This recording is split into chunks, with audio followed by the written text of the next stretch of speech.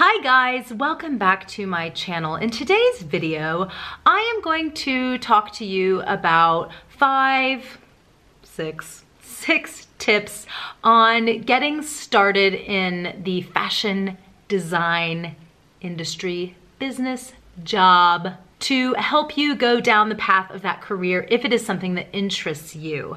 It'll also be a little bit of insight into my background in fashion, as it's something I haven't talked about too much on my channel before, but I got really excited prepping for this video because it was like I was back in that space and I loved my time in the fashion industry. If it's something you're considering, definitely go for it. You got this, you can do it, but you just need a few tips and tricks to help you get started. Just want to share with you guys up front a little insight into my background in the fashion design industry so that you're not wasting precious creative time watching a video that won't help you.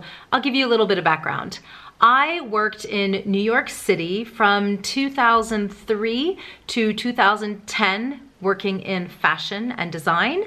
And then from 2010 to 2015, I worked in London in design. I started a family, I moved out of London, where the industry wasn't as accessible to me now that I'm living in Switzerland and I don't speak German. So I haven't worked in a few years, but I definitely have tips that can help you from my wealth of experience. Let's get started. The first tip I would give to anybody that wants to work in fashion design is to get a job. Get any job in fashion to get your foot in the door. You never know, you might start at a fashion company and after a few minutes go, do you know what? The more I think about it, I don't know that I want to be a designer per se. Maybe I want to be a CAD designer or a technical designer or a product developer. There is a huge wealth of jobs within a fashion company that aren't the fashion designer. And let me tell you, spoiler alert, there is a lot of money to be made in these fields, and there are much more specific facets to the whole design and commercialization process. So I would really recommend just get your foot in the door and learn as much as you can about the whole industry. If you get a dream fashion design job right out of the gate, congratulations, you have won the lottery. But I have to tell you, that is not the norm, and for a few years, you are gonna be hustling like a boss. I shared a little bit about my start in the fashion industry on my Getting to Know You Q&A that I did last week. I started on accident, really. Full disclosure, and don't stop the video yet, I did not go to fashion school before I entered the fashion industry. I really kind of walked through the forest and tripped over the fashion rock. That makes no sense. I wasn't really looking. I was in New York pursuing a theater career and I was temping. I went through a temp agency. How it works is you are hanging out at home one night, you get a call from a temp person that says, hey, L'Oreal's receptionist, or who did I work for? Estee Lauder. Estee Lauder's receptionist is on holiday for a week and they need somebody to cover. Do you want to go sit at the reception desk at Estee Lauder?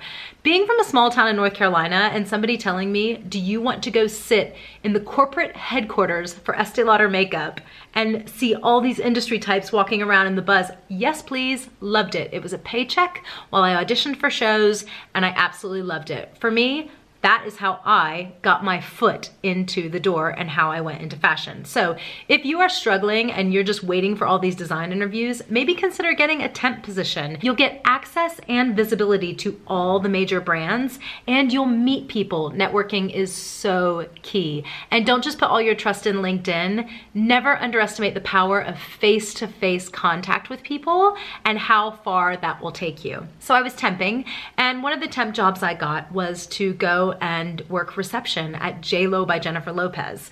You have to understand, this is in the height of Bennifer, when Jennifer was with Ben Affleck. Made in Manhattan, Jenny from the Block had just come out. She was huge. So I was like, absolutely, I'll go there. Walked in the office, smelled like Glow perfume everywhere.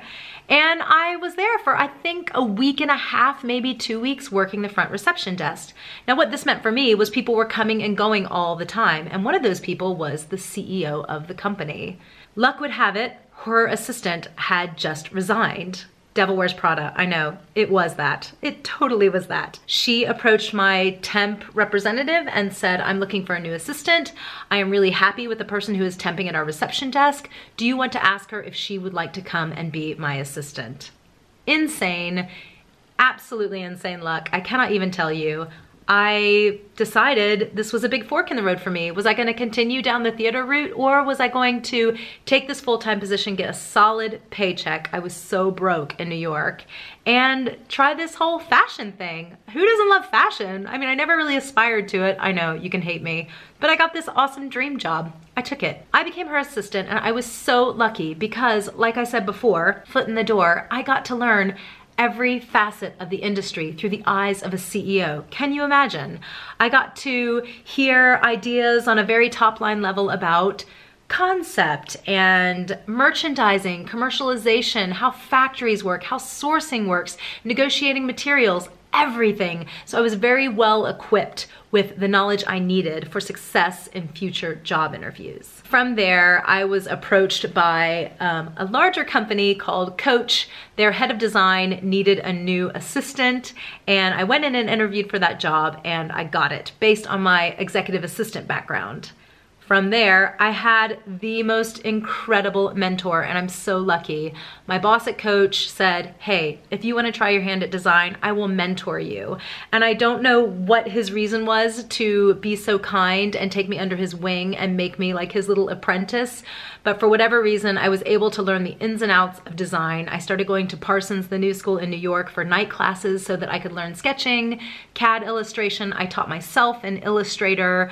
And this is before YouTube had really taken off where you could watch all the tutorials, but now you guys are so lucky. Learn CAD. That's a tip I didn't put on here. Learn CAD if you're a fashion designer, because that's practical and you need that at work. So got going in Illustrator, and pretty soon he said, you know what, spread your wings, little birdie, and put me on the design team, which was so incredible. To go from not really aspiring in the industry to being a full-time designer on the Coach menswear accessories team, one of the biggest accessories companies in the world, was mind-blowing. Well, at the time I didn't realize it, but now looking back is absolutely mind-blowing. The reason I tell you all this is not just to toot my own horn, but also to tell you where there is a will, there is a way. I didn't go to fashion school, and I made it onto a design team. If you do the work and work your tush off, you can do it too. Okay, I'm only on number one. Let me move on to the next thing. Number two, it's very, very important if you are trying to work as a fashion designer to have a flexible portfolio. Learn from my mistake. When I was working at J. Crew and getting ready to move to London, I was like, I have worked at these huge companies in New York, Coach, J. Crew. I'm gonna waltz into any company in London, lay down my portfolio, and they're gonna give me a job. So do you know what I did? I paid way too much money to have a bound book made, which was my portfolio. Oh my gosh, you guys. I moved to London, and I meet up with another former colleague from Coach who also was a bit of a mentor there for me, incredible designer who was quite senior at Burberry in London. Sat down with him in the most immaculate Burberry headquarters, showed him my portfolio. I was so confident, and he was like, I don't know how to tell you this, but you've really limited yourself by having a bound portfolio. What if you go for a job at Burberry one day, but the next day you go for a job at Alexander McQueen? Those should be, I am really bigging myself up that I'm interviewing at Burberry and McQueen, but basically to make the point to you that your portfolio needs to be completely different based on the interview that you're going into. And if you want me to make a video specifically about fashion portfolios and advice there, I can definitely do that. But just to give you an idea for now, I took his advice and I went and just got, this is old you guys, I had to dust it off. I just went and got like a basic black binder book. Portfolios don't have to be super expensive leather giant things. They might tell you that in fashion school. They don't. People hiring care about the work. They don't care that you've spent $100, £100, whatever, on a super elaborate portfolio. It's so important to have a portfolio where you can take sketches in and out. You can move around different products based on the company that you are interviewing for. Do not walk into an interview with a portfolio full of everything you have ever been able to create in your life, because I can tell you, I have conducted these interviews for junior designers. You look very quickly to say, does this person get our brand? That's what you're interested in. I'm sure they're creative. I don't want to dismiss all the amazing, beautiful creative work you've done at fashion school or with different internships, but if your portfolio is not relevant to the job you are interviewing for, people are not going to give it much time. So make sure you have a portfolio that is very easy to interchange the work so you're not spending too much time doing a new portfolio for every single job that you go into. Keep it flexible. That leads perfectly into number 3. Number 3 is do your research. I don't know where along the way I picked this up, probably from my CEO boss. Let's use J. Crew as an example. I went to J. Crew in 2007 or 2008, 2007. And before I went into my interview, I looked at who is the CEO of the company, Mickey Drexler, it's brilliant. Who is the creative director? Who is the head of menswear? Because I was applying for a men's accessories position. Who is the person who is currently the men's accessories position there? I went online and I turned into a Google warrior. I did my research, researched the CEO, watch interviews with him on YouTube. So you have an understanding of the worldview of this brand and everything about it. The person who's interviewing you, if you know their name, do some research. Where have they worked? What is their aesthetic? Have they done a podcast interview or done an interview with a fashion magazine? If you can learn everything you can about somebody before you meet them, you have an understanding of the individual and the brand when you go into the interview, which is key. Somebody is investing a lot of money into hiring you. They want to make sure that you understand the brand. So I would really advise do as much research as possible on the people at the company and the company itself. What are its strengths? What are its weaknesses? Is it in the news recently? Go in so you are armed and ready for any question they could throw your way. The fourth thing is when you get an interview for a fashion design position, you should definitely come in with ideas specific to that brand. And this goes back to the flexible portfolio. Yeah, you're gonna have a lot of your work, or if you don't have tons of work, don't worry. You can go and do research on this brand, look at their current assortment in stores, look at their editorial assortment, things that Vogue is picking for them or GQ or whatever the magazine is, and then do a small little capsule collection for them. Now, this is risky because you could go in and it could be totally wrong, but it's better to go in and have ideas so that you know and the company knows whether or not you are a good fit for them. And I would seriously do a layout like scribbles, quick sketches that you can do with your hand, and then very important, have CAD illustrations from Illustrator, put those in, and then do a tech pack just so they can see that you understand how to do tech packages for a factory, and then go from there. A big, this is my big tip though. If a company asks to keep your portfolio for any reason, absolutely not. You do have rights, because I have been victim to this. I went into interview with a company in London and I did a little range. They asked to keep this little capsule collection because they wanted to show some more senior people what my aesthetic was. And I was desperate. I really wanted a job at the time. I had moved to London and I wasn't securing a job as quick as I wanted to. And sure enough, 5 days later, they said I could come by and pick it up. Do you know what happened in those 5 days? I can tell you. They photocopied my work, and about 8 months later, I saw a lot of my design details in their store. So definitely do not let a company keep your work. That's just a little street smart tip for you, because you don't want to get taken advantage of. Honestly, you don't want to be a part of a company that is their ethics and that's how they work. It's not cool. That wasn't cool. I'm not gonna name and shame you, but you know who you are, London brand.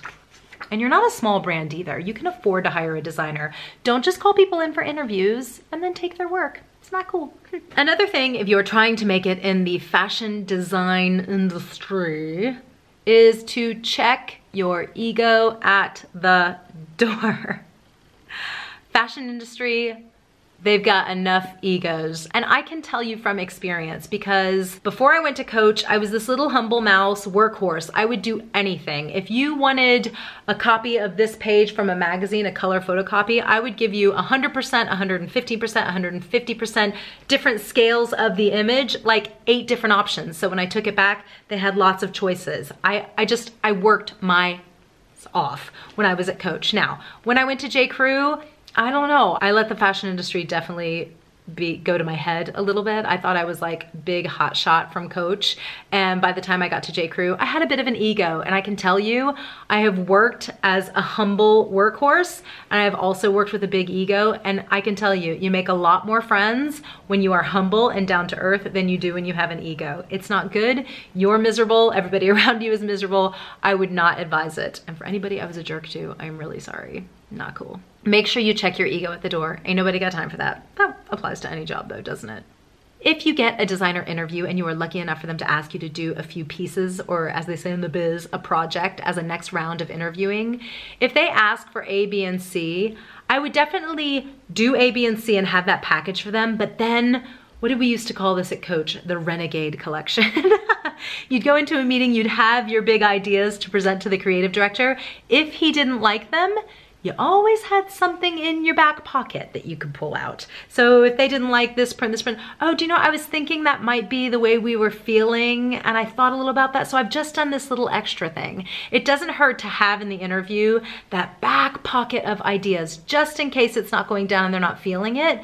And let me tell you, if your renegade idea isn't working, they'll let you know. You're not gonna get the job, and that's okay. Just go for something else, but it might not be bad to have a backup. And the last tip I have for you if you want to have a job in fashion design is you need to get ready to work.